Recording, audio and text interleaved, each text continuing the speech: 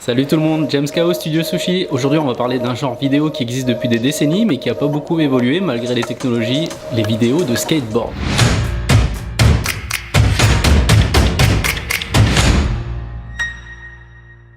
Si vous me suivez un peu sur Instagram, si vous regardez mes stories, vous pouvez voir que je me déplace pas mal en skateboard. Alors le skateboard c'est un peu le sport fantasmé, c'est un peu le sport hyper cool. On aimerait tous dévaler des pentes, prendre des virages, prendre des courbes, monter sur des halfpipes. Ça donne des sensations, ça a vu le jour en Californie. Ça a été inventé par des surfeurs qui pouvaient pas surfer en hiver et qui surfaient sur le bitume. C'est aussi un sport impitoyable, ultra technique avec une courbe de progression vraiment plate. Alors voilà, étant petit, on a tous voulu monter sur un skateboard, on a tous voulu essayer. Et moi autour de moi maintenant, je vois beaucoup de gens vouloir s'y mettre, les trentenaires, même des gens plus vieux qui ont envie de faire plutôt du skateboard que du vélo. Alors le truc c'est que c'est bien plus simple maintenant de s'y mettre qu'avant. Pourquoi? Parce qu'il existe bien plus de modèles de skate maintenant, il y a différentes duretés de roues, on a beaucoup de choix, il y a beaucoup de gens qui peuvent vous conseiller, il y a plein de vidéos sur internet, on peut pratiquer un peu partout. Bon après par exemple à Paris c'est complètement interdit, moi je l'ai découvert il y a peu de temps, il y a un arrêté municipal exceptionnel qui interdit la pratique du skateboard dans toute la ville, sauf dans les lieux qui sont prévus pour, donc les skateparks. Alors bon voilà, il y a plein de tailles de planches, ça va de la penny toute petite qu'on peut prendre sur un sac de voyage à la longboard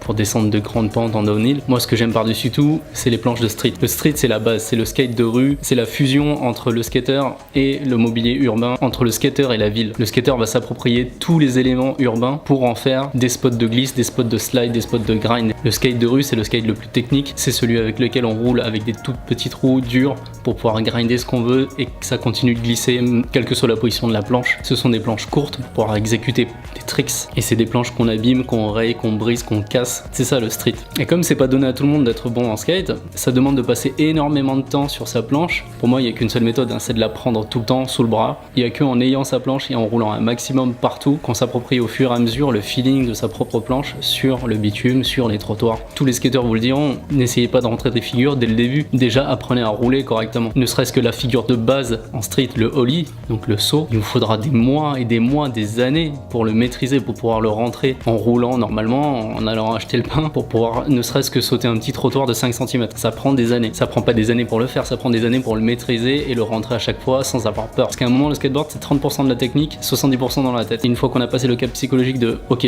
je vais faire la figure, je vais pas me péter la gueule, parce que techniquement, on sait la faire, là déjà, on a passé un gros palier. Et à l'époque, nous, les streeters, je dis à l'époque, dans les années 90, il n'y avait pas internet comme il y a aujourd'hui. Donc pour voir des pros évoluer, pour voir les figures exécutées par d'autres personnes, quand on était dans un trou paumé avec personne pour pouvoir comparer ses propres skills, tout ce qu'on avait à disposition c'était les VHS de skate importés des États-Unis. Et là dans ces cassettes, voilà, c'était des films d'une heure, 45 minutes, parfois un peu plus longs, parfois plus courts, et on y voyait tous les pro skateurs américains rentrer les figures parfaitement dans des films montés, filmés avec des fisheye au ras du sol, avec de la musique punk rock, un montage hyper rythmé, des scènes trash avec de la gamelle, des planches pétées avec le pied quand les mecs ratent leurs tricks, etc. Bon voilà, c'était un peu l'esprit rebelle skater. Le problème c'est que même aujourd'hui en 2018, si on regarde la plupart des vidéos de skateurs, ça reste toujours un peu la même chose. Une vidéo de skateboard c'est tellement codifié en termes d'image, en termes de montage, en termes de cadrage, en termes de construction, en termes de photographie, que toutes les vidéos se ressemblent un petit peu quand même. Toutes les marques connues ont leurs vidéos, tous les pro-riders maintenant ont leurs vidéos, ce qu'on appelle un part. Ils font la démo de leurs tricks, ils font la démo de leurs skills, ils roulent avec leurs sponsors, leurs planches, leurs chaussures, leurs roues, etc. Et il a fallu attendre quand même passer 2010 pour avoir un peu de nouveauté en termes de vidéos de skateboard. Les lieux ont un peu changé, c'est un peu comme dans Tony Hawk Pro Skater, le jeu vidéo, tout se passait aux États-Unis. Bon ben voilà, dans les vidéos de skateboard maintenant, on voit des vidéos en Asie, on voit des vidéos en Europe. La scène skateboard, elle est vraiment mondiale. Alors dans les vidéos qui ont changé un peu et qui ont innové un peu dans le monde du skateboard, il y a une très grosse production, peut-être la plus grosse production en termes de réalisation de films de skateboard. C'est un film qui s'appelle We Are Blood. Bon, j'en reparlerai plus tard. Alors aujourd'hui, pourquoi je parle de skateboard? C'est parce qu'en allant sur Vimeo, on découvre pas mal de nouveaux projets, on découvre pas mal de choses faites par des indépendants, notamment une vidéo qui est sortie il y a quelques semaines et qui a été Vimeo Staff Pick, c'est-à-dire que le staff de Vimeo l'a sélectionné et l'a mise en avant sur la plateforme Vimeo. C'est une vidéo de skateboard de 3 minutes qui a été réalisée par un Français. Il s'appelle Kylian Lassablière.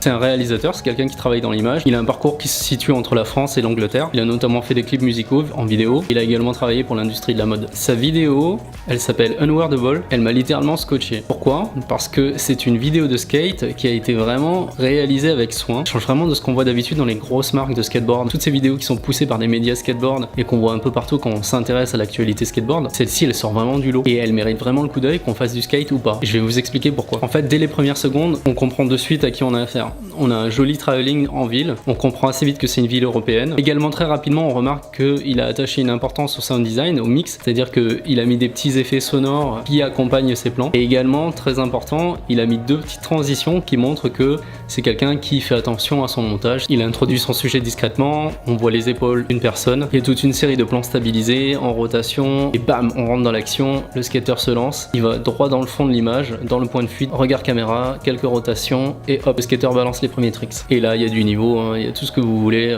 C'est un vrai streeter qui fait de bonnes figures, il replaque tout bien, il fait des wheelings en sortie de tricks, il parcourt un peu tous les spots connus parisiens, notamment le célèbre palais de Tokyo, il va sur le Trocadéro, on voit la tour Eiffel. Et tout le long de la vidéo, on a des transitions originales, on a des mouvements de caméra, des rotations en regardant vers le ciel, des plans mis à l'envers, en miroir. C'est vraiment sympa à regarder, c'est-à-dire que normalement dans les vidéos de skate, bon voilà, on a du fisheye, c'est pris au ras du sol, on regarde en haut vers le haut des marches, et puis le skater arrive du haut des marches, saute les marches, fait un grind, replaque, et la caméra tourne et le voit partir. La démarche elle est beaucoup plus artistique, elle récupère pas mal de codes, des vidéos en fait pour être jolie, et ça passe crème en fait, ça passe vraiment bien dans cette vidéo. Après il arrive dans le skatepark, il fait des tricks de plus en plus ouf, il y a un plan sous les ponts là en rotation qui est vraiment cool. On revient dans Paris, on voit des scènes du quotidien, c'est vraiment bien monté, et ça termine en apothéose avec un plan dans le mini skatepark qui se trouve près de Bourse. Le skater va faire un gros lit en sortie de plan 1 qui va finir en grind 50-50 sur le curb, collé à un mur, enfin c'est juste ouf. Et la vidéo se termine comme elle a commencé avec une jolie sensibilité. Il y a un petit clin d'œil au court-métrage de Lelouch de 76, C'était un rendez-vous, avec le skater qui termine sa balade en arrivant de dos sur un spot où on peut voir Paris. Voilà, j'ai montré pas mal de plans de cette vidéo dans ma vidéo, mais je vous invite à voir la version intégrale, la version complète en full qualité avec le son à fond. C'est vraiment une très belle vidéo. Elle est hyper bien montée, elle est bien mixée. Là aujourd'hui sa vidéo elle a près de 50 000 vues, mais sincèrement si les pro skateurs américains avaient une telle réalisation dans la réalisation de leurs vidéos promo, ça serait génial quoi. Enfin on aurait vraiment un beau spectacle pour l'amour du skateboard. Tous les liens autour de cette vidéo, autour du réalisateur seront dans la description en bas de la vidéo. J'espère que cette vidéo vous a plu. Si vous avez aimé, comme d'habitude mettez un pouce bleu, laissez un commentaire, on peut discuter de skateboard. Je suis sûr que vous êtes plein à faire du skateboard. Moi je continue de pratiquer donc